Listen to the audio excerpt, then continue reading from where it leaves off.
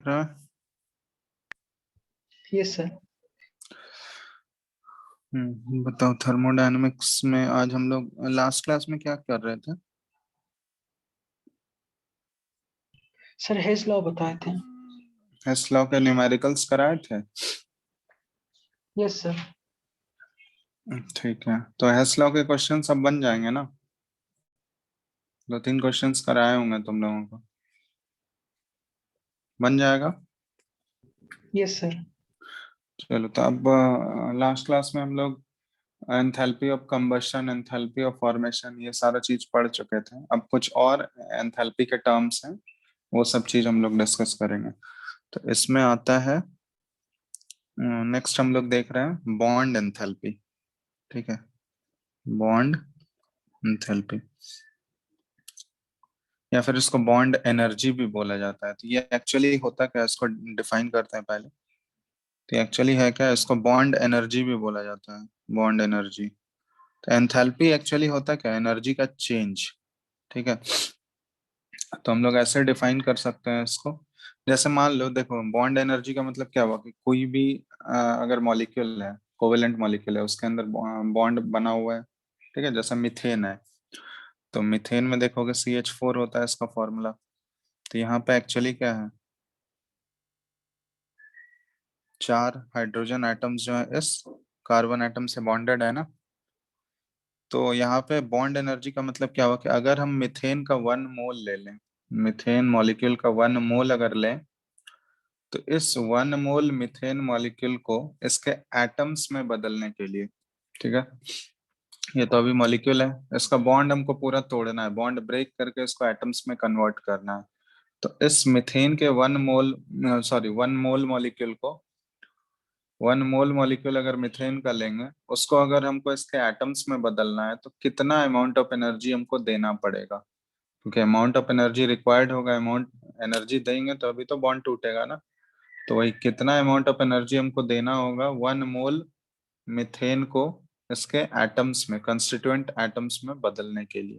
तो उसी को बॉन्ड एनर्जी बोलते हैं, या चेंज, जितना एनर्जी चेंज होता है ना, वो बॉन्ड एंथैल्पी कहलाता है। तो इसको हम लोग ऐसे डिफाइन कर सकते हैं कि द बॉन्ड एनर्जी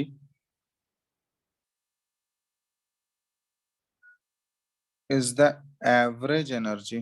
ठीक है, ये average energy needed to break 1 mole of a particular bond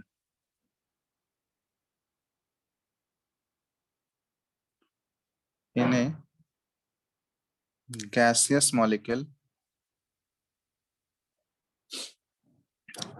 to convert it into gaseous atoms। ठीक है, तो ये हुआ बॉन्ड एनर्जी, गैसियस मॉलिक्यूल को हमको बदलना है गैसियस एटम्स में। तो 1 मोल गैसियस मॉलिक्यूल को हमको गैसियस एटम में बदलना है, तो उसमें कितना अमाउंट ऑफ एनर्जी हमको रिक्वायर्ड होगा, उसी एनर्जी को बोला जाता है बॉन्ड एनर्जी। और ये एवरेज एनर्जी, एवरेज एनर्जी मतलब क्या हुआ कि जैसे देखो, एक बॉन्ड अगर हम लोग तोड़े ना, जैसे कार्बन, यहाँ पे टोटल 4 बॉन्ड्स अवेलेबल है, तो एक बॉन्ड को अगर ब्रेक करोगे, तो यहाँ पे कुछ अमाउंट ऑफ एनर्जी खर्च होगा, मान लो एक्स।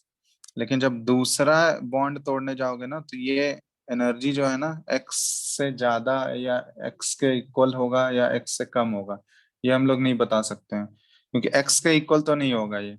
ठीक है, क्योंकि वो चेंज हो जाएगा एनर्जी, क्योंकि एनर्जी जो होता है वो सराउंडिंग एटम्स के ऊपर डिपेंड करता है कि सराउंडिंग एटम्स कितना है। अगर एक एटम निकाल दोगे तो उसका सराउंडिंग चेंज हो जाएगा ना, सराउंडिंग के कंडीशंस बदल जाएंगे, कैरेक्टरिस्टिक्स बदल जाएंगे, तो उसकी वजह से उसका बॉन्ड एनर्जी भी चेंज हो जाएगा। तो इसलिए हम लोग यहाँ पे एज ए होल एवरेज निकाल लेते हैं, ये चारों बॉन्ड तोड़ने का जितना अमाउंट ऑफ एनर्जी इन्वॉल्व होगा, उसको हम लोग बाय 4 कर देंगे। जैसे मान लो मिथेन का है, तो जैसे मिथेन का बॉन्ड एनर्जी, इसको हम लोग उल्टा भी बोल सकते हैं कि बॉन्ड फॉर्मेशन के टर्म में भी बोल सकते हैं हम लोग, कि जैसे बॉन्ड, बॉन्ड को तोड़ने में एनर्जी क्या होगा, खर्च होगा, लेकिन जब बॉन्ड फॉर्म होगा तो एनर्जी क्या होगा, रिलीज होगा। ठीक है, तो बॉन्ड फॉर्मेशन हमेशा एक्सोथर्मिक होता है, और बॉन्ड को ब्रेक अगर करेंगे हम लोग तो वो एंडोथर्मिक होगा। ठीक है, तो दोनों टर्म में हम लोग बोल सकते हैं कि जब गैसियस एटम्स, जैसे यहाँ पे देखो मिथेन है, तो मिथेन में कार्बन है और हाइड्रोजन है। ठीक है, तो कार्बन और हाइड्रोजन अगर मिलके 4 हाइड्रोजन एटम्स हैं यहाँ पे, तो ये कार्बन के गैसियस एटम और 4 हाइड्रोजन के गैसियस एटम अगर ये कंबाइन करेगा तो एक मॉलिक्यूल ऑफ मिथेन बनेगा, है ना। तो इस केस में यहाँ पे बॉन्ड फॉर्मेशन है, तो इस केस में जो डेल्टा एच एनर्जी रिलीज होगा वो है -1633 किलो जूल पर मोल। ये एक्सपेरिमेंटल डेटा अवेलेबल है। तो ये जो हो गया कि कार्बन एटम और 4 हाइड्रोजन एटम ये कंबाइन करके एक मीथेन का मॉलिक्यूल बनाता है, तो उस एक मीथेन के मॉलिक्यूल बनने के कारण इतना एनर्जी रिलीज होता है। ठीक है, और अगर एट द सेम टाइम हम लोग इस टर्म में बोलना चाहें कि एक मीथेन के मॉलिक्यूल को ब्रेक करके हमको किस में बदलना है, उसके एटम्स में बदलना है, तो भी हमको अमाउंट ऑफ एनर्जी खर्च कितना होगा, 1663। उस समय वो रिक्वायर्ड होगा। ठीक है, उस समय रिलीज नहीं होगा, उस समय हमको एनर्जी, इतना एनर्जी अगर हम लोग देंगे तो ही वो अपने गैसियस एटम्स में बदलेगा। ठीक है, तो अब यहाँ पे देखो, अगर तुमसे पूछा जाए कि एवरेज कार्बन हाइड्रोजन बॉन्ड का एनर्जी कितना है, average carbon hydrogen bond energy कितना है यहाँ पे, तो ये कार्बन हाइड्रोजन का बॉन्ड एनर्जी कैसे निकालेंगे हम लोग। तो यहाँ पे हमको पता चल चुका है कि ये CH4 जो है, इसमें टोटल 4 कार्बन हाइड्रोजन बॉन्ड्स हैं। आवाज आ रहा है सबको? हेलो। Yes sir. उसका मिथेन मॉलिक्यूल में टोटल कितने कार्बन हाइड्रोजन बॉन्ड्स हैं? 4 कार्बन हाइड्रोजन बॉन्ड्स हैं, है ना। 4 बॉन्ड दिख रहा है ना कार्बन और हाइड्रोजन के बीच में मिथेन में। Yes sir.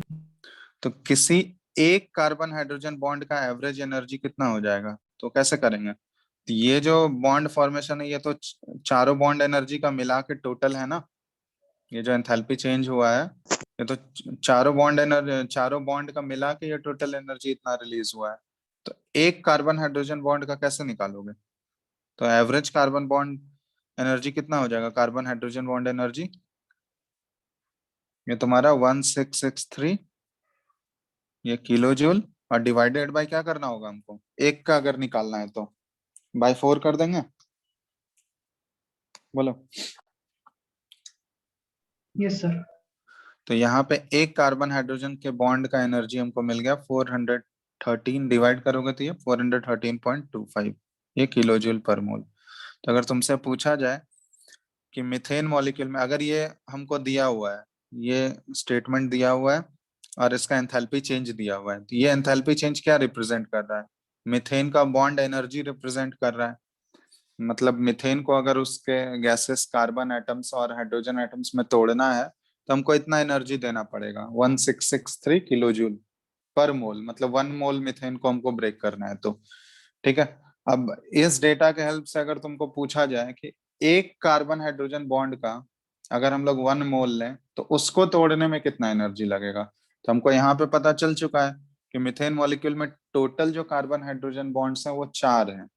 तो किसी एक कार्बन हाइड्रोजन बॉन्ड के बारे में अगर पूछा गया तो एवरेज हमको निकालना है ना। तो टोटल जितना वैल्यूज 4 के लिए गिवन है हमको, उसको अगर हम लोग 4 से डिवाइड कर दें तो 1 के लिए निकल जाएगा, आ जाएगा। बताओ, कोई दिक्कत? हेलो। No sir. हाँ, तो ये हो गया बॉन्ड एंथैल्पी या फिर बॉन्ड एनर्जी। एंथैल्पी मतलब एनर्जी चेंज हो रहा है। अब किसी भी क्वेश्चन में अगर तुमको बॉन्ड एनर्जी का वैल्यू दिया होगा, उससे हम लोग कैसे निकालेंगे एंथैल्पी ऑफ रिएक्शन। ठीक है, तो यहाँ पे देखो, अ, ये यूज कर लेना, estimation of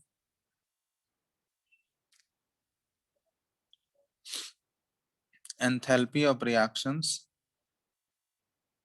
from bond energy. ठीक है, अगर मान लो किसी क्वेश्चन में तुमको सिर्फ बॉन्ड एनर्जी का ही डेटा दिया गया है, रिएक्टेंट और प्रोडक्ट का सिर्फ बॉन्ड एनर्जी का डेटा दिया गया है, तो उससे हमको उस रिएक्शन का एंथैल्पी प्रेडिक्ट करना है कि उस रिएक्शन का एंथैल्पी क्या होगा। तो हम लोग ये फॉर्मूला यूज कर लेते हैं वहां पे, enthalpy of reaction delta H. R ये क्या है, डिनोट कर रहा है रिएक्शन के लिए। तो ये हो जाएगा summation of bond energy of reactants. ठीक है, ये फॉर्मूला ध्यान रखना, summation of bond energy of reactants minus summation of bond energy of products. ठीक है, सेम टू सेम ऐसा हम लोग एंथैल्पी ऑफ कंबशन में भी यूज किए थे। अगर क्वेश्चन में रिएक्टेंट और प्रोडक्ट का सभी का एंथैल्पी ऑफ कंबशन भी अगर दिया रहेगा, तो भी हम लोग पहले रिएक्टेंट का लिखते थे समेशन, पहले रिएक्टेंट का एंथैल्पी ऑफ कंबशन करते थे माइनस प्रोडक्ट करते थे।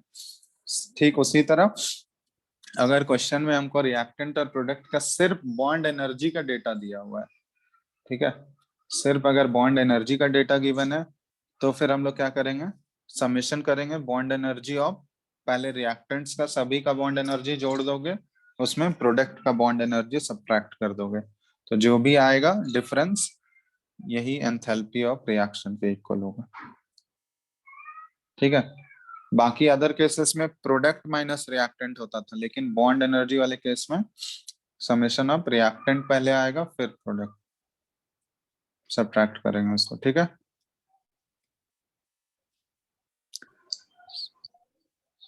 क्लियर है ना?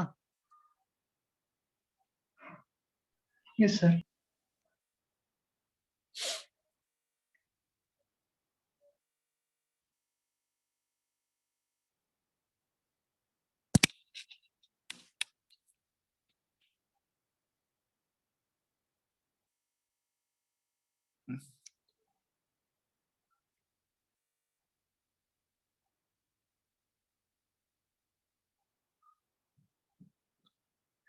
बताओ, कोई दिक्कत है यहाँ तक?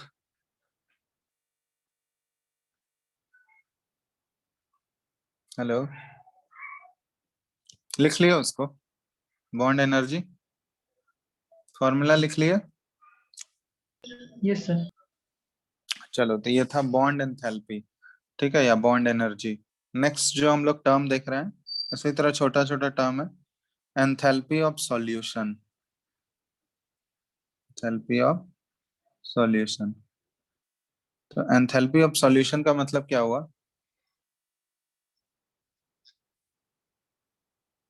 ठीक है, कि इसको हम लोग ऐसे डिफाइन करते हैं, एंथैल्पी ऑफ सॉल्यूशन। तो ये होता है जैसे सॉल्यूशन बनाना है, मतलब किसी भी सॉल्यूट को अगर हम लोग सॉल्वेंट में डालेंगे, ठीक है, तो उसको हम लोग बोलते हैं वहां पे सॉल्यूशन बनेगा। ठीक है, तो किसी भी सब्सटेंस को अगर हम लोग किसी सॉल्वेंट में डिसॉल्व कर रहे हैं, तो वो डिसॉल्व वाला डिसोल्यूशन, उसको डिसोल्यूशन प्रोसेस बोलते हैं। सॉल्यूट को अगर हम लोग सॉल्वेंट में डिसॉल्व कर रहे हैं, तो उस प्रोसेस को बोला जाता है डिसोल्यूशन। तो किसी भी सॉल्यूट का डिसोल्यूशन अगर करोगे, तो वो डिसोल्यूशन प्रोसेस जो होता है ना, वो एक्सोथर्मिक भी हो सकता है, एंडोथर्मिक भी हो सकता है। बहुत जगह देखोगे, बहुत सारे रिएक्शंस में क्या होता है, सॉल्यूट को डिसॉल्व करने से एनर्जी रिलीज होता है, तो वहां पे उस प्रोसेस को बोलते हैं हम लोग एक्सोथर्मिक। लेकिन बहुत सारे केसेस में क्या होगा कि कोई भी सॉल्यूट जो है, सॉल्यूट को अगर सॉल्वेंट में डालोगे तो वो अपने आप जब तक उसको एनर्जी नहीं दोगे तब तक वो डिसॉल्व होगा ही नहीं, जब तक उसको हीट नहीं करोगे तब तक वो उस सॉल्वेंट में डिसॉल्व नहीं होगा। तो वहां पे बोलेंगे वो डिसोल्यूशन जो है वो एंडोथर्मिक है, क्योंकि हम लोग हीट दे रहे हैं तब वो सब्सटेंस डिसॉल्व हो रहा है। ठीक है, तो डिसोल्यूशन प्रोसेस जो होता है ना, वो एक्सोथर्मिक भी हो सकता है, एंडोथर्मिक भी हो सकता है। ठीक है, तो दोनों पॉसिबल है। अगर एनर्जी रिलीज हो रहा है तो वो एक्सोथर्मिक डिसोल्यूशन, एनर्जी रिक्वायर्ड हो रहा है तो एंडोथर्मिक है। तो यहाँ पे डिफाइन जो करते हैं, वो जो एंथैल्पी चेंज होता है ना, उसी को एंथैल्पी ऑफ सॉल्यूशन बोला जाता है। किसी भी 1 मोल ऑफ सॉल्यूट को अगर हम लोग डिसॉल्व कर रहे हैं इनफाइनाइट अमाउंट ऑफ सॉल्वेंट में, सॉल्वेंट का अमाउंट जो है वो एक्सेस में रखते हैं हम लोग, तो उस समय जो एनर्जी चेंज हो रहा होता है, उस एनर्जी चेंज को बोला जाता है एंथैल्पी ऑफ डिसोल्यूशन। ठीक है, तो हम लोग ऐसे बोल सकते हैं the change in enthalpy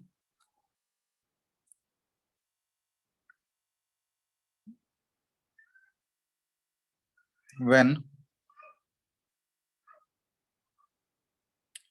1 mole of a solute is dissolved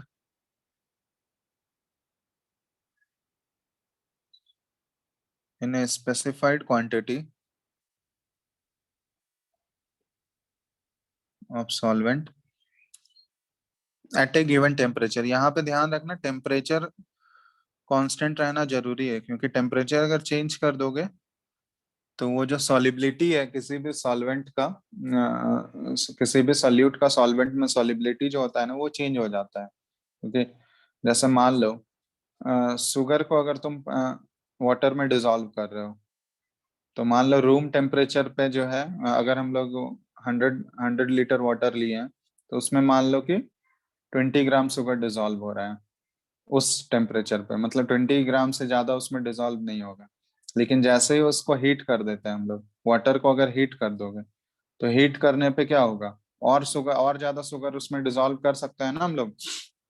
heat करने से क्या होगा, वाटर के मॉलिक्यूल्स एक दूसरे से दूर जाएंगे तो और ज्यादा स्पेस क्रिएट होगा वहां पे। तो उसमें क्या होता है कि हीट करने पे सॉलिबिलिटी और बढ़ जाएगा, और थोड़ा सा मान लो पहले 20 ग्राम ही शुगर डिसॉल्व हो रहा था, हीट करने पे क्या हुआ, 25 ग्राम डिसॉल्व हो गया। तो इसलिए टेम्परेचर कांस्टेंट होना चाहिए।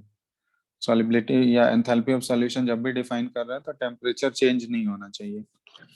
तो यही है that change in enthalpy when 1 mole of a solute is dissolved in a specified quantity of solvent eight A given temperature. ठीक है, इसी को बोला जाता है, इस कॉल्ड एंथैल्पी ऑफ सॉल्यूशन। बात समझ में आया? तो इसमें मेनली जो होता है ना, इनफाइनाइट डाइल्यूट सॉल्यूशन के लिए हम लोग बात करते हैं। ठीक है, यहाँ पे लिख लेना नोट करके कि हीट ऑफ सॉल्यूशन या फिर enthalpy of solution is usually defined for an infinite dilute solution। ठीक है,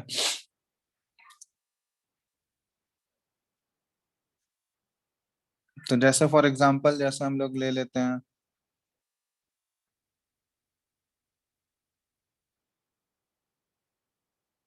हेलो, आवाज आ रहा है क्या तुम लोगों को? Yes sir. ठीक है, तो जैसे मान लो CaCl2 है, कैल्शियम क्लोराइड। एक CaCl2 का 1 मोल अगर हम लोग डिसॉल्व कर रहे हैं एक्वस मीडियम में, ठीक है, वाटर में, H2O में अगर इसको डिसॉल्व कर रहे हैं, इसको हम लोग डाल रहे हैं पानी में, तो ये क्या होगा, CaCl2 एक्वस प्रोड्यूस होगा। ठीक है, CaCl2 एक्वस। तो यहाँ पे जैसे ही CaCl2 कैल्शियम क्लोराइड को पानी में डिसॉल्व करोगे तो उस समय जो एंथैल्पी चेंज हो रहा होगा ना, वही होता है एंथैल्पी ऑफ सॉल्यूशन। तो यहाँ पे डेल्टा एच एक्सपेरिमेंटली आता है, तो डेल्टा एच ये दिया हुआ है 75.3 किलो जूल पर मोल। तो ये डेल्टा एच क्या रिप्रेजेंट कर रहा है, ये जो इसका डिसोल्यूशन है, कैल्शियम क्लोराइड का पानी में डिसोल्यूशन जो है वो क्या है, एक्सोथर्मिक डिसोल्यूशन है। क्योंकि डेल्टा एच नेगेटिव है ना, मतलब एनर्जी रिलीज हो रहा है। जब भी कैल्शियम क्लोराइड को हम लोग पानी में डाल रहे हैं तो वो एनर्जी रिलीज हो रहा है, इसका मतलब ये डिसोल्यूशन जो है वो एक्सोथर्मिक है।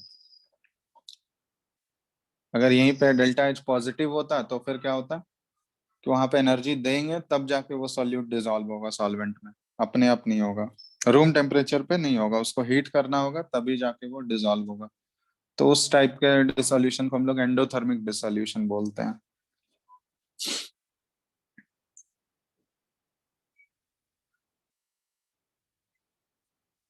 ठीक है, उसको लिखते जाओ, ये सब टर्म्स हैं कुछ कुछ एंथैल्पी के। दिख रहा है ना स्क्रीन तुम लोगों को? Yes sir. हम्म,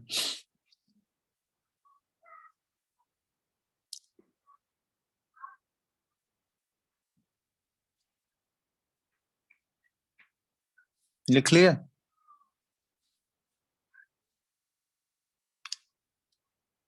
बोल देना लिख लोगे तो।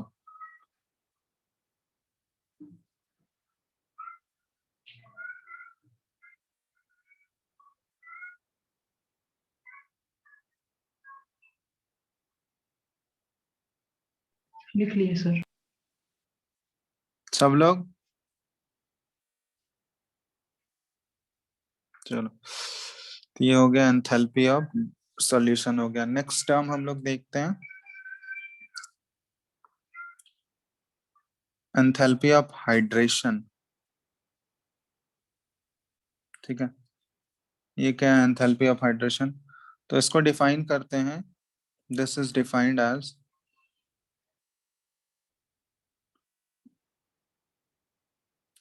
The heat change. ठीक है, यहाँ भी heat change.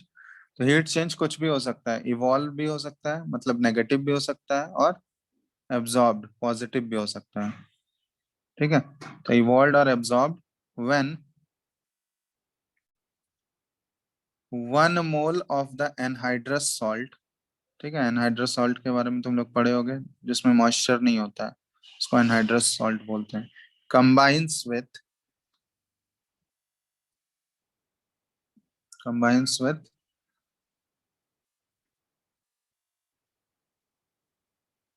The required number of moles of water to form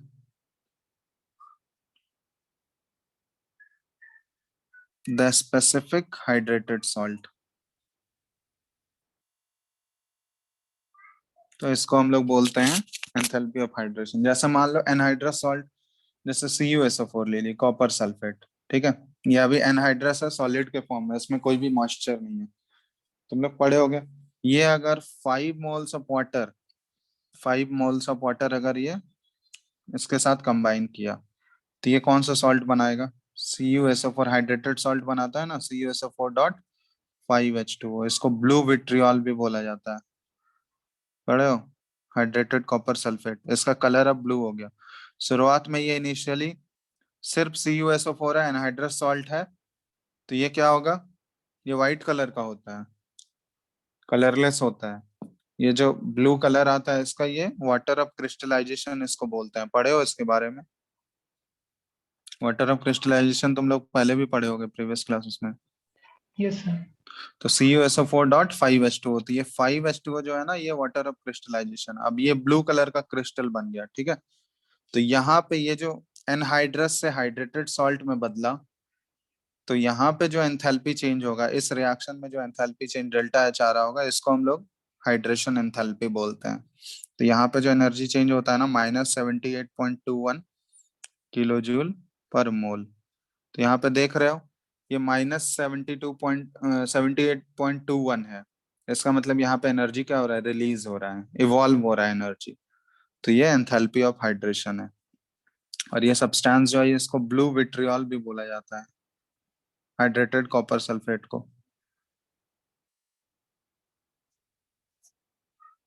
तो ये जो एंथैल्पी ऑफ हाइड्रेशन है, ये क्या है, एक्सोथर्मिक एक्सोथर्मिक हाइड्रेशन हो रहा है यहाँ पे। ठीक है, बहुत सारे केसेस में देखोगे एंडोथर्मिक हाइड्रेशन होता है।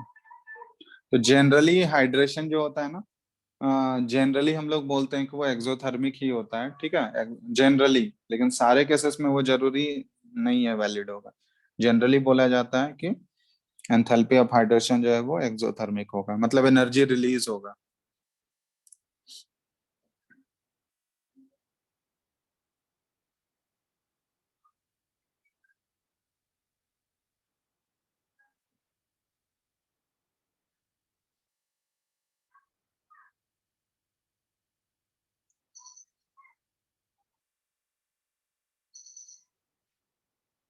ठीक है, यहाँ पे ध्यान देना कि जितना वाटर मॉलिक्यूल उसके उस कंपाउंड में है, हाइड्रेटेड सॉल्ट के फॉर्मूले में है, उतना ही यहाँ पे लेना है। समझ में आ रहा है तुमको? तभी ये रिएक्शन जो है एंथैल्पी ऑफ हाइड्रेशन का रिएक्शन होगा। नंबर ऑफ मॉलिक्यूल्स, यहाँ मोल्स ऑफ वाटर चेंज कर दोगे तो फिर वो एंथैल्पी ऑफ हाइड्रेशन का इक्वेशन नहीं है। ठीक है, इसको फटाफट नोट करते जाओ।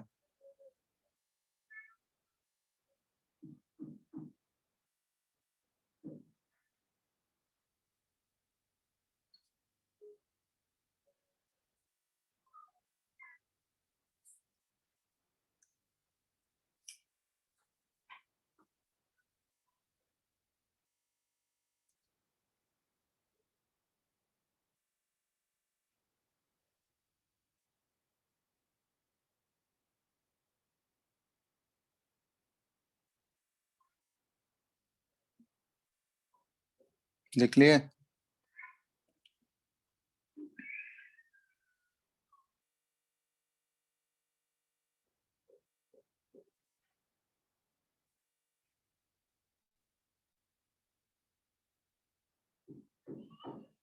यस सर, हो गया।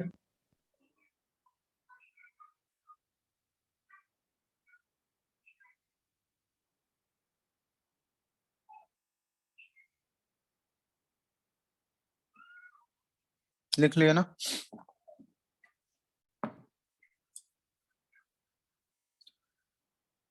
सब लोग लिख लिए हो इसको?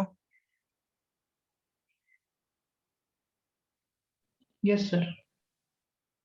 ठीक है, चलो नेक्स्ट हम देख रहे हैं। ये हो गया एंथैल्पी ऑफ सॉल्यूशन भी हो गया, एंथैल्पी ऑफ हाइड्रेशन भी हो गया। नेक्स्ट है एंथैल्पी ऑफ न्यूट्रलाइजेशन।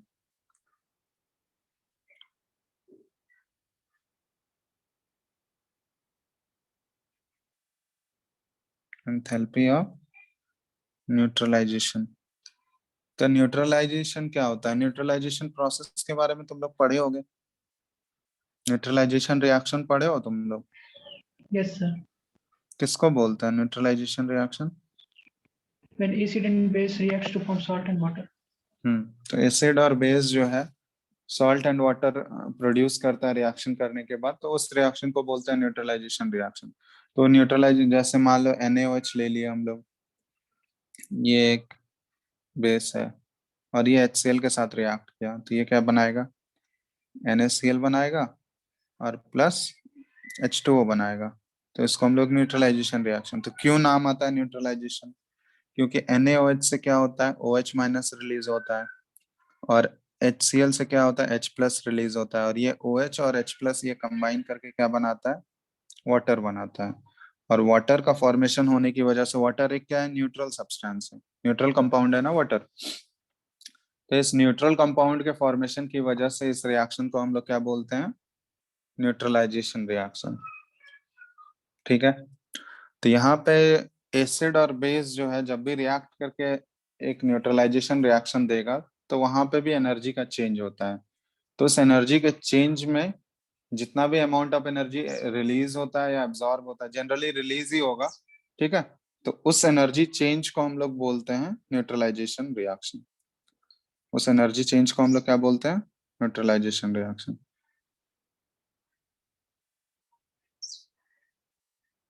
ठीक है, तो इसको अगर डिफाइन करना चाहें हम लोग, तो डिफाइन करने में हम लोग लिख सकते हैं इसको, इसका डेफिनेशन कि the heat change when 1 gram equivalent, when 1 gram equivalent of an acid is completely neutralized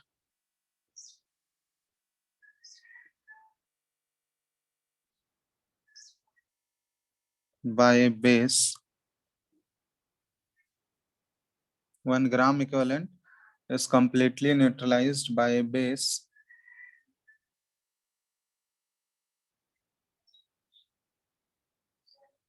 और वाइस वर्सा, इसको उल्टा भी बोल सकते हैं हम लोग। ठीक है, कि बेस हम लोग इनिशियली लिए हैं और वो कितने एसिड से न्यूट्रलाइज होगा। ठीक है, इन ए डाइल्यूट सॉल्यूशन या फिर in dilute solution is called enthalpy of neutralisation. ठीक है, अब यहाँ पे ध्यान देना, ये ग्राम इक्विवेलेंट वाला टर्म क्या है? ये ग्राम इक्विवेलेंट वाला टर्म तुम लोग को बताएंगे, अभी तो सिर्फ मोल वाला टर्म पढ़े होगे। जब रिडॉक्स रिएक्शन पढ़ोगे ना, रिडॉक्स जब पढ़ाएंगे तो वहां पे ये ग्राम इक्विवेलेंट वाला कॉन्सेप्ट आएगा। तो ग्राम इक्विवेलेंट एक्चुअली क्या है? मोल्स की तरह ही है, वहां पे एक एन फैक्टर आ जाता है। ठीक है, तो एन फैक्टर कैसे निकालते हैं? एसिड और बेस के केस में एन फैक्टर तो आसानी से निकाल सकते हो। जैसे एसिड और बेस का तुम लोग एस बेसिसिटी पढ़े होगे। एसिड के केस में बेसिसिटी होता है, बेस के केस में एसिडिटी होता है, पढ़े हो? ये तुम लोग को इसमें भी बताए थे आयनिक इक्विलिब्रियम में। किसी भी एसिड का बेसिसिटी कितना होगा, तो कैसे निकालते हैं? एसिड का बेसिसिटी बताओ तो। मोनोबेसिक एसिड, डाइबेसिक एसिड, पढ़े होगे ना ये सब? हेलो, बताओ बताओ फटाफट। मोनोबेसिक, डाइबेसिक, ये सब सुने हो एसिड? Yes, sir. क्या होता है मोनोबेसिक, डाइबेसिक? मोनोबेसिक एसिड के केस में हम लोग बोलते हैं कि जितना नंबर ऑफ वो क्या कर रहा है, H plus H produce plus कर, ion release कर. हाँ H प्लस आयंस, जितना आयोनाइजेबल H प्लस आयंस है, इतना ऐसा नहीं कि कितने हाइड्रोजन एटम्स हैं उसमें, वो नहीं, कितने number of H plus ions ionise होके बाहर निकल रहे हैं उस एसिड से, उसको हम लोग उसका एसिडिटी बोलते हैं, सॉरी उस एसिड का बेसिसिटी होता है वो। उसी तरह बेस के केस में हम लोग डिफाइन करते हैं एसिडिटी, तो वहां पे हम लोग बात करते हैं कितना नंबर ऑफ OH माइनस वो दे रहा है, एक्वस सॉल्यूशन में कितने OH माइनस वो प्रोड्यूस कर रहा है। तो अगर मान लो जैसे H2SO4 एसिड लिया है, तो H2SO4 हमको पता है डाई बेसिक एसिड है, क्योंकि H2SO4 का जब एक्वस सॉल्यूशन प्रोड्यूस करोगे तो वो 2 मोल ऑफ H प्लस देगा, है ना। अगर 1 मोल H2SO4 ले तो वो 2 moles of H plus ion produce करेगा, तो वो 2 मोल ऑफ H प्लस हो गया वहां पे उसका। ठीक है, तो ये चीज ध्यान रखना। तो जब भी हमको निकालना है, ये ग्राम इक्विवेलेंट वहीं से आता है। एसिड और बेस के केस में हम लोग ग्राम इक्विवेलेंट को कैसे डिफाइन करते हैं, तो इक्विवेलेंट्स क्या होता है, नंबर ऑफ मोल्स, ठीक है, किसी भी सब्सटेंस का इक्विवेलेंट निकालना है तो number of moles into N factor हम लोग कर देते हैं, वैलेंसी फैक्टर। तो ये सारा चीज तुम लोग को बताएंगे रिडॉक्स में कैसे निकलता है। ठीक है, अभी जस्ट ध्यान दो, रिडॉक्स में कैसे एन फैक्टर का कैलकुलेशन होता है वो सारा चीज बताएंगे। अभी जस्ट एग्जांपल एक दो दे देते हैं। एंथैल्पी ऑफ न्यूट्रलाइजेशन, जैसे यहाँ पे डेटा अवेलेबल है मेरे पास, HCl, ठीक है, ये ऊपर वाला जो रिएक्शन था HCl प्लस NaOH एक्वस, ये देखोगे ये प्रोड्यूस कर रहा है क्या, NaCl एक्वस और प्लस H2O लिक्विड। तो इस केस में जो डेल्टा H आ रहा है, एंथैल्पी चेंज आ रहा है इस रिएक्शन का, देखोगे -57.1 किलो जूल होता है। ठीक है, तो -57.1 किलो जूल, तो मतलब ये कोई भी स्ट्रॉन्ग एसिड, ये HCl क्या है, एक स्ट्रॉन्ग एसिड है, और NaOH क्या है, स्ट्रॉन्ग बेस है। तो स्ट्रॉन्ग एसिड और स्ट्रॉन्ग बेस के केस में जो न्यूट्रलाइजेशन होता है ना, मतलब इसका 1 मोल H प्लस आएगा, इसका 1 मोल OH माइनस आएगा, तो ये 1 मोल H प्लस और 1 मोल OH माइनस कंबाइन करके जो है ये 1 मोल H2O प्रोड्यूस करेगा। ठीक है, और उस 1 मोल H2O प्रोडक्शन के समय इतना अमाउंट ऑफ एनर्जी क्या होगा, 57.1 किलो जूल ऑफ एनर्जी क्या हो रहा है, रिलीज हो रहा है। या फिर इसको हम लोग ऐसे भी लिख सकते हैं, 1 मोल H प्लस और 1 मोल OH माइनस, ये दोनों आपस में कंबाइन करके 1 मोल ऑफ H2O बनाएगा, और इस 1 मोल ऑफ H2O के फॉर्मेशन के समय कितना एनर्जी रिलीज हो रहा है, 57.1 किलो जूल ऑफ एनर्जी या फिर of heat is, kilojoule heat is released या liberated, kilojoule energy is liberated. तो इसी को बोलते हैं हम लोग एंथैल्पी ऑफ न्यूट्रलाइजेशन। ठीक है, बात समझ में आया। Yes, sir. तो ये है एंथैल्पी ऑफ न्यूट्रलाइजेशन। इसी तरह देखोगे एक और, अगर हम लोग वीक एसिड ले लें, ठीक है, जैसे CH3COH एसिटिक एसिड ले लिए, एक वीक एसिड है, तो वीक एसिड के केस में एंथैल्पी ऑफ न्यूट्रलाइजेशन देखो चेंज हो जाएगा। इसका स्ट्रॉन्ग बेस के साथ ही कर रहे हैं, NaOH के साथ ही कर रहे हैं, तो यहाँ पे क्या बनाएगा, CH3COONA, ये सॉल्ट बन गया, और प्लस H2O लिक्विड। इस केस में देखोगे जो डेल्टा H आ रहा है एंथैल्पी ऑफ न्यूट्रलाइजेशन, ये -55.9 किलो जूल है। तो ये क्या हो गया, ये इंक्रीज हो गया। मतलब पहले वाले में जो एंथैल्पी चेंज हो रहा था वो -57.1 था, लेकिन इसमें 55.9, तो ये बढ़ गया।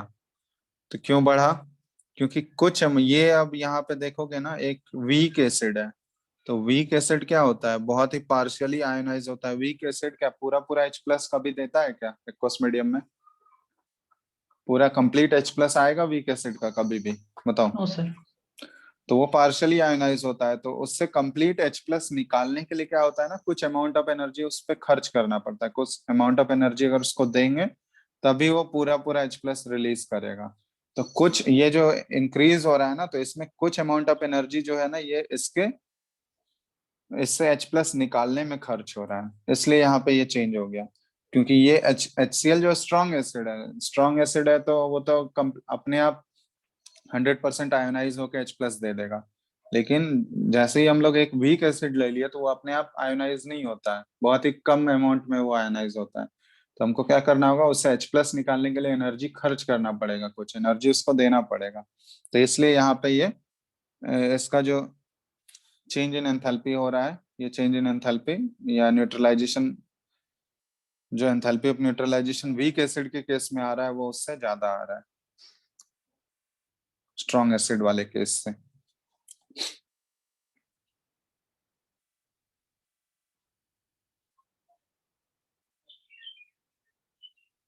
ठीक है,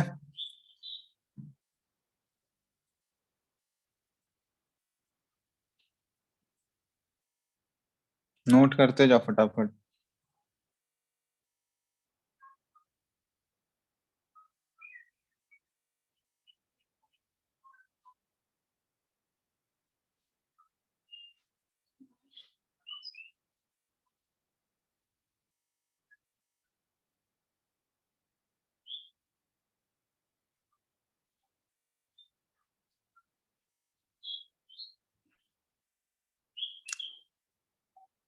लिख रहे हो तुम लोग?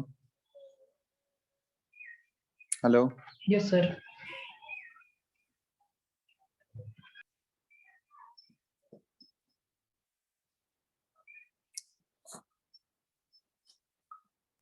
हो गया सर।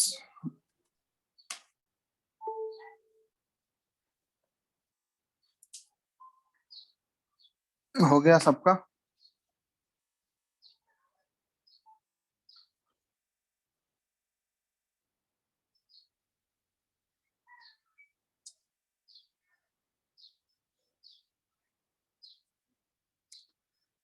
तो ये एंथैल्पी ऑफ न्यूट्रलाइजेशन भी हम लोग देख लिए, बॉन्ड एंथैल्पी भी हो गया, सॉल्यूशन भी हो गया। इसमें एक बच गया है enthalpy of atomisation. Enthalpy of atomisation ये बॉन्ड एनर्जी के तरह ही है, ठीक है। Enthalpy of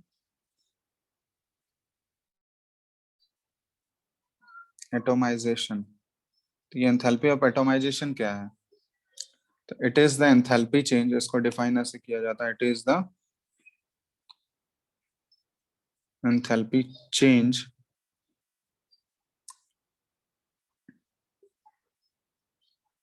on breaking 1 mole of bonds, 1 mole of bonds completely to obtain the atoms in gaseous phase, to obtain the atoms in gaseous phase। इसको हम लोग enthalpy of atomisation बोलते हैं, ठीक है। जैसे CH4 है, CH4 गैसियस फेज में ले लो, मीथेन। तो मीथेन का 1 मोल अगर हम लोग लिए हैं, तो मीथेन के 1 मोल को इसके रेस्पेक्टिव एटम्स में अगर बदलना है, रेस्पेक्टिव गैसियस एटम्स में, तो मीथेन किस किस एलिमेंट के एटम से बना हुआ है? कार्बन और हाइड्रोजन। तो मीथेन के 1 मोल मॉलिक्यूल को ब्रेक करना है हमको उसके एटम्स में, गैसियस एटम में। तो कार्बन, ठीक है, और प्लस 4 मोल्स ऑफ हाइड्रोजन, ठीक है। तो ये एटम्स में बदल गया। तो इस रिएक्शन के लिए या इस प्रोसेस के लिए, इस मॉलिक्यूल को जो है इसके गैसियस एटम में बदलने के लिए जितना अमाउंट ऑफ एनर्जी चेंज या जितना एंथैल्पी चेंज हो रहा होगा, उसी एंथैल्पी चेंज को बोलते हैं हम लोग एंथैल्पी ऑफ एटोमाइजेशन। बात समझ में आया? यहाँ पे जो एंथैल्पी चेंज हो रहा होगा ये एंथैल्पी ऑफ एटोमाइजेशन है। इसको देखोगे डेल्टा H A से रिप्रेजेंट किया जाता है एंथैल्पी ऑफ एटोमाइजेशन, और ये है डेटा अवेलेबल है मेरे पास 1665 किलो जूल पर मोल। ये एंथैल्पी ऑफ एटोमाइजेशन हो गया, जिसको कि डेल्टा H A से रिप्रेजेंट किया जाता है। इससे पहले ये न्यूट्रलाइजेशन हो गया, ये सारा हो गया, ठीक है, हाइड्रेशन हो गया। तो यहाँ पे देखोगे ये सारा डेल्टा H और यहाँ पे HYD लिखा हुआ रहेगा, ठीक है। तो ये रिप्रेजेंटेशन समझ जाना, हाइड्रेशन के लिए है। एंथैल्पी ऑफ सॉल्यूशन में देखोगे डेल्टा H, यहाँ पे सॉल्यूशन SOL लिखा हुआ है, तो ये एंथैल्पी ऑफ सॉल्यूशन है। बॉन्ड एंथैल्पी में या बॉन्ड एनर्जी में देखोगे ये डेल्टा एच बी ई लिखा हुआ है, डेल्टा एच बॉन्ड एनर्जी, तो ये बॉन्ड एनर्जी वाला हो गया। ठीक है, तो वो सारा रिप्रेजेंटेशन है।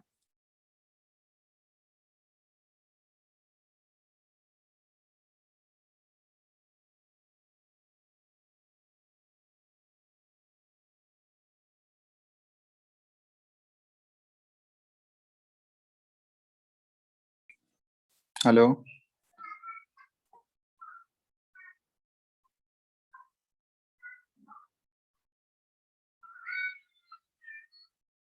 Hello, Yes, sir. आवाज आ रहा है क्या? Yes, sir. आ रहा है। एक मिनट रुकना।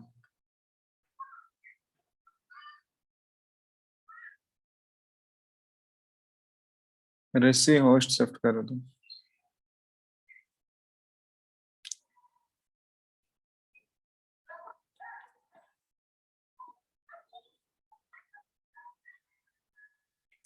स्क्रीन दिख रहा है? Yes, sir. चलो लिख लिया बॉन्ड एंथैल्पी। Yes, sir.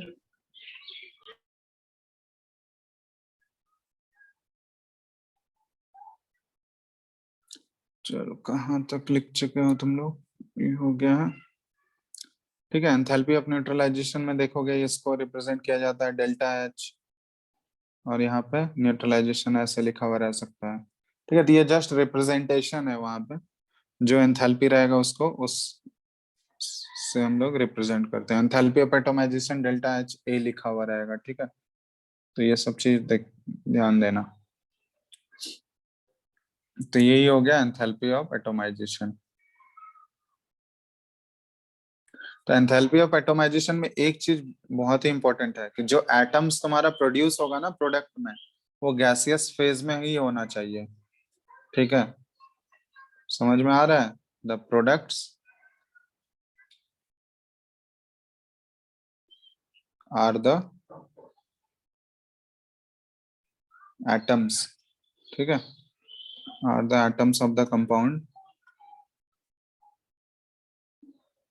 इन gaseous phase only. Gaseous phase में ही होना चाहिए, ऐसा नहीं है कि सॉलिड या लिक्विड में कन्वर्ट कर दिया उसको, तो गैसियस फेज में ही होना चाहिए।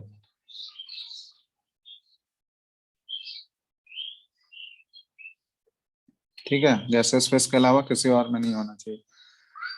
जैसे यहाँ पे देखो, जैसे एक रिएक्शन लिख रहा है Na सॉलिड से इसको Na गैस में बदल रहा है, सॉलिड से डायरेक्ट गैस में बदल रहा है।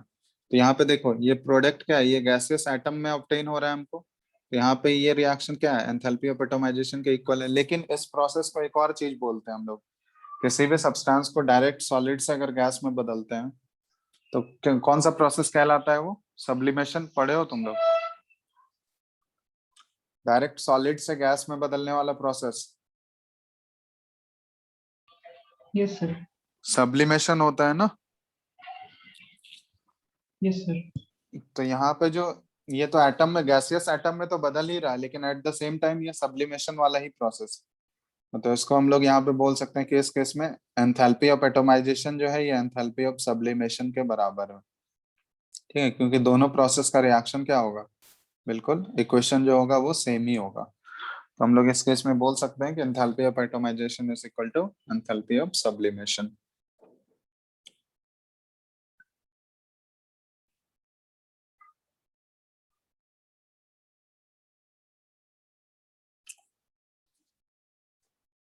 ठीक है,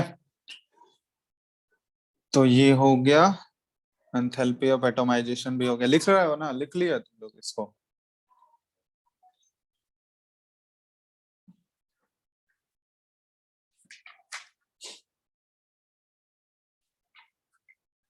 हेलो,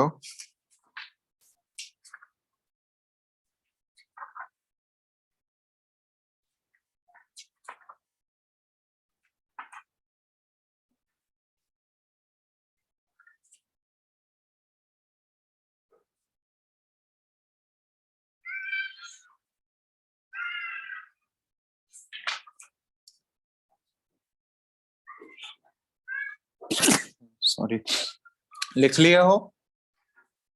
Yes, sir. फटाफट लिखते जाओ।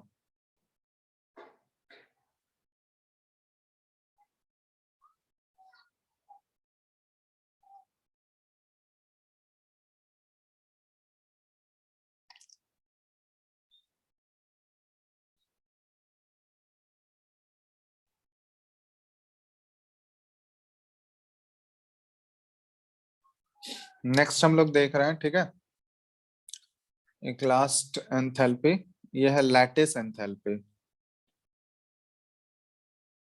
लैटिस एंथैल्पी सुने हो तुम लोग?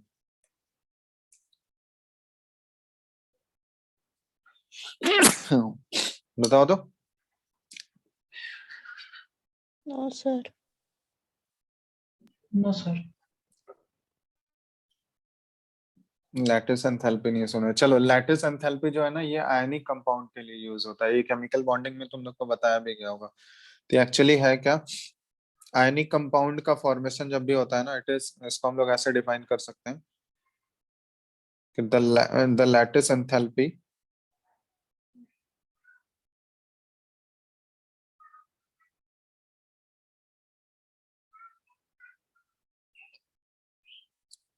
ये आयनिक कंपाउंड के लिए, क्योंकि आयनिक कंपाउंड ही लैटिस फॉर्म करता है, तो आयनिक कंपाउंड के लिए डिफाइन किया जाता है the lattice enthalpy of an ionic compound is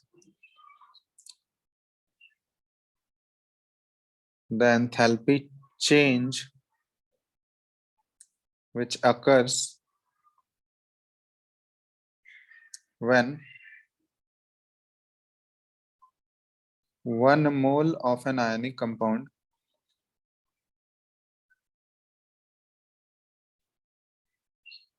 dissociates into its ions in gaseous state।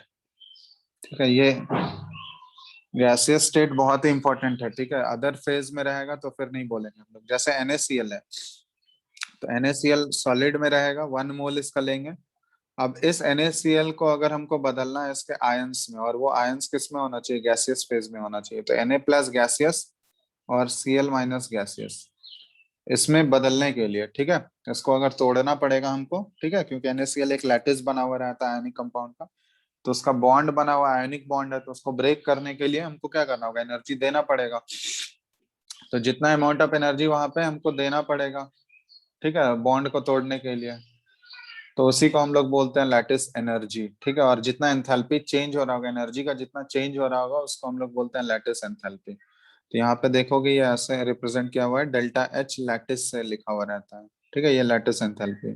तो इस केस में ये डेटा अवेलेबल है 788 किलो जूल पर मोल। तो इसका मतलब कि 1 मोल NaCl अगर हम लोग लिए हैं, उसको अगर इसके कंस्टिट्यूएंट गैसियस आयंस में बदलना है, गैसियस आयंस बहुत इंपॉर्टेंट है, ऐसा नहीं है ये सॉलिड या लिक्विड कुछ भी ले सकते हो, ये हमेशा गैस में ही होना चाहिए।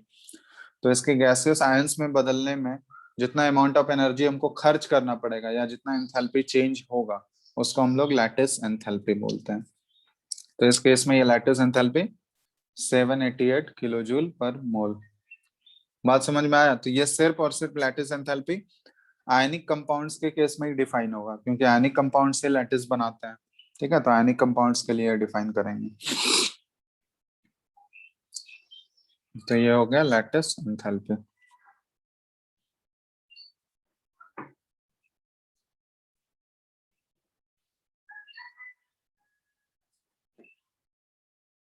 फटाफट उसको नोट करो। तो ऑलमोस्ट सारे एंथैल्पी हम लोग डिस्कस कर लिए हैं, ठीक है। अब नेक्स्ट क्लास में सिर्फ इसके क्वेश्चंस ही कराने हैं, ठीक है। क्वेश्चंस मतलब एक बॉर्न हेबर साइकिल बताएंगे, उसी में सारा यूज हो जाएगा, ठीक है। तो बॉर्न हेबर साइकिल वाला चीज बचा हुआ है सर, उसको हम लोग नेक्स्ट क्लास में उसके क्वेश्चंस सारे हम लोग कर लेंगे। नेक्स्ट क्लास मतलब एक क्लास क्वेश्चन के लिए रखेंगे, मतलब 2 क्लास और मान के चलो, ठीक है, क्योंकि जितना भी थ्योरी था, थियोरेटिकल चीज, वो सारा कंप्लीट कर चुके हैं हम लोग। सर 1 अप्रैल से हम लोग का 12th का केमिस्ट्री शुरू हो जाएगा क्या? 1 अप्रैल से यस सर। पता नहीं, शायद पूछ लेना, मेरे को डेट वेट नहीं पता है, एक बार वहां पे पूछना। ऑफलाइन क्लासेस तो चल रहे हैं ना तुम लोगों का? Yes sir. तो वहां पे कोई बताया था क्या? यस सर, बोला तो जा रहा था कि 1 अप्रैल से सब तुम लोग का सारा ऑफलाइन होगा। अच्छा,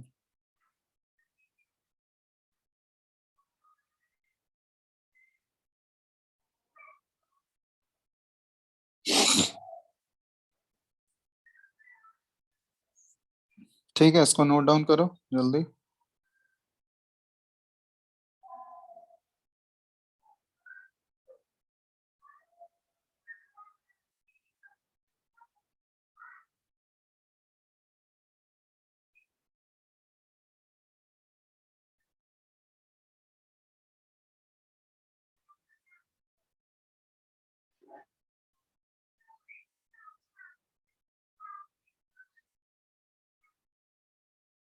हो गया?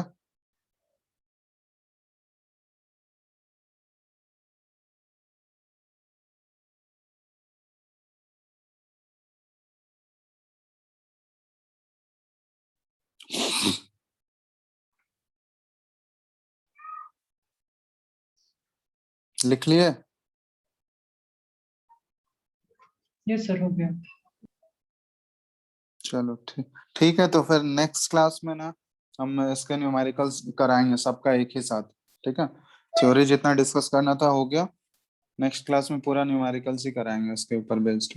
बॉर्न हेबर साइकिल एक बचा हुआ है, उसके बाद एक क्लास और, 2 क्लास मैक्सिमम लगेगा, 2 क्लास में सारा प्रॉब्लम्स डिस्कस कर लेंगे हम लोग। ठीक है,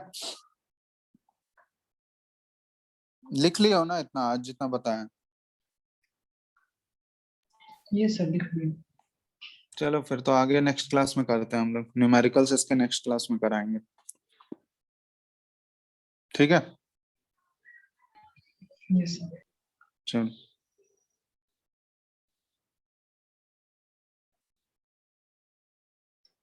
चलो फिर एंड कर रहे हैं आज, नेक्स्ट क्लास में इसका न्यूमेरिकल्स कराएंगे। एक बार तुम लोग थ्योरेटिकली रीड करके रखना सारा चीज।